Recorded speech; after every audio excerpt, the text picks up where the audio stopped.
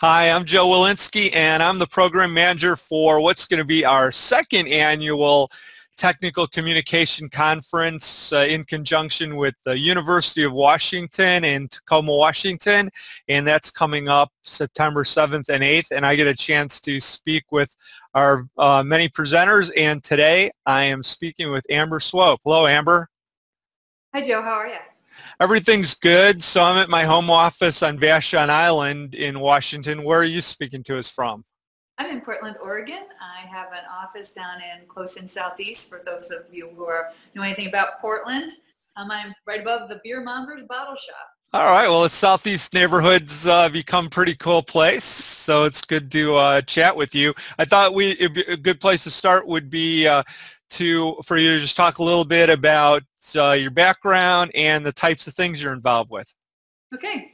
So I am the president at DITA Strategies, and I created the company. We founded, I guess, about 9 years ago. I started because that was the recession, and that was the way to have a job was to make my job, and it turns out I love it. I love helping folks look at their content and find ways to make it work for their business. And for folks that are using DITA, that involves helping them understand what their business requirements are, interpreting their need requirements into an information architecture, helping them instantiate that into the tools and technology that they need for their environments, and helping them maintain it with good process and governance. And so I help folks with new implementations, but more recently I've been helping a lot of folks that have been in DITA for a while, and they're looking at DITA 1.3 and going, you know, it's been a while since we looked at our architecture. What also needs to change if we're going to make this move? So it's fun helping folks, give their DITA implementations a bit of a refresh. I know you're always involved in a lot of different project work, all kinds of new things going on all the time, but is there any particular thing that you have going on right now that has your interest? Indeed. Thanks for asking. I am working with a few clients that are taking their DITA implementations to the next step. And what I think about that is a lot of folks have made the investment into content management and things like that, but they're still really only talking to tools in their own system. And in order to really meet the needs of your business, you need to make that move out of your ecosystem and into the corporate ecosystem. And I've had a couple of clients where we're looking at aligning their content model and the metadata in their systems with the corporate data model.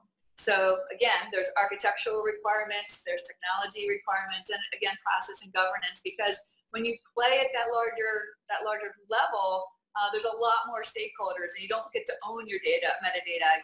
You have to contribute, and you have to play with what you're given.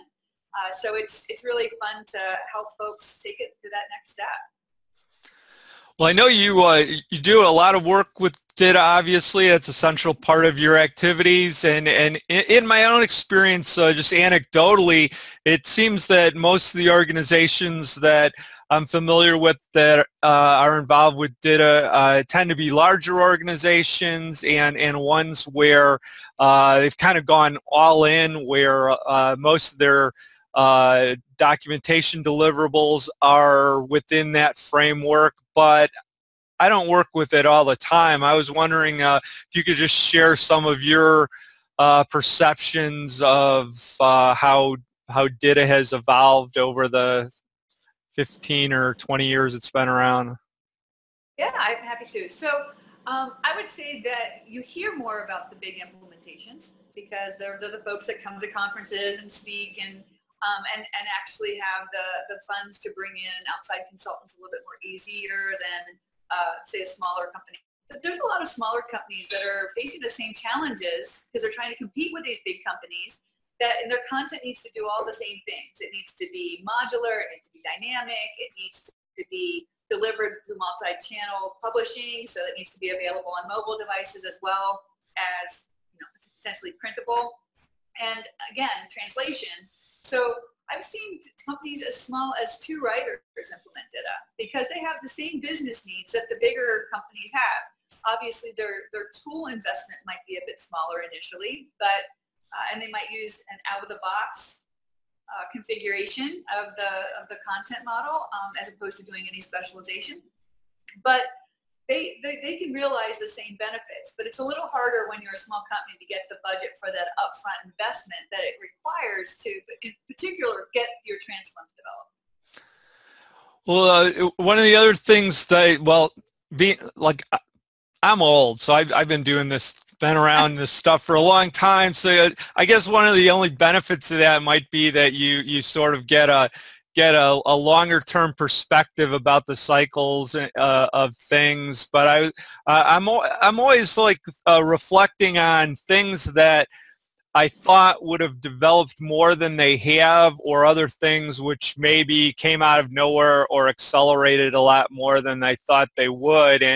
And so with respect to DITA, I was wondering if you had any thoughts about some things that have been somewhat remarkable, either in the changes that have happened, or maybe that things didn't change as much as you thought they would. Well, folks have been using XML for structured content for a long time. I mean, DocBook's been around for a very long time. S1000D. I mean, there's a whole host of XML standards out there. And because I was with IBM when DITA was being developed, I was in the middle of the development, so I didn't get that historical perspective until I got out in the world. I'm like, oh, okay. I have to say that I'm really pleased with the fact that the DITA community remains very strong. The commitment at Oasis is a very strong commitment. The TC is looking to always evolve to meet the changing needs, and hence, the Lightweight DITA initiative. There are subcommittees on tech hubs and on online help and on learning and training. So I love the fact that this community is still very engaged, and it's very actively looking to meet the future needs for folks who are creating content.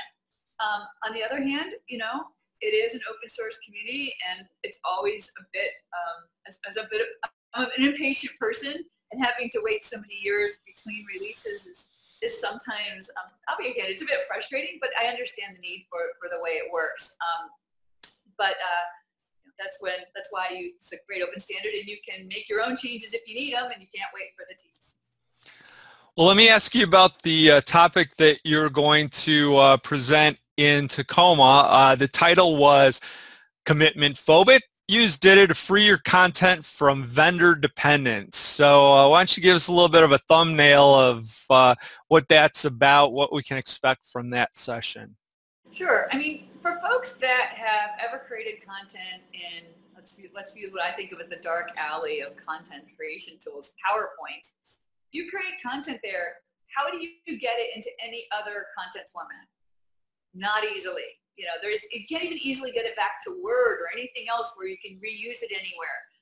So a lot of folks create content in a tool that they might use for creation as well as delivery, but it doesn't give you any portability, which means that it doesn't future enable that content at all. So folks who use DITA, they're a neutral XML source. It's an open standard. And the theory is that you should be able to be tool independent. Well, the reality is that if you're using a content management system, you're going to have to make some decisions about, well, do I have metadata that's managed by the system, or do I keep it in the XML? Well, most folks tend to actually leverage the features that the CMS that they've purchased provide. And so they think that, or they could think that, oh my gosh, my DITA is no longer portable, my DITA content. And that's not the case at all. I've worked with multiple companies where they've purchased another company. And what's so fascinating is DITA is pretty ubiquitous now among large companies, and even smaller companies in the high-tech sector. When they buy each other or they merge together, the first question is oh, what do you store your DITA in, right? And a lot of times they have different systems, and they have to decide should we bring it together, and if we do, how do we do it, and what system does it go into? And the good news is that you can do this. And in my talk, I'm going to talk about the process for your iterations that you need to think about, the overall process, how you get your content out, what that neutral transition state could look like, and then how you bring it into the new system. Because it's certainly not seamless, but it's better. It will be easier to do that with your DITA XML because you can go down to the neutral state that's out of the box than if you were doing this with custom content, because there is no neutral state.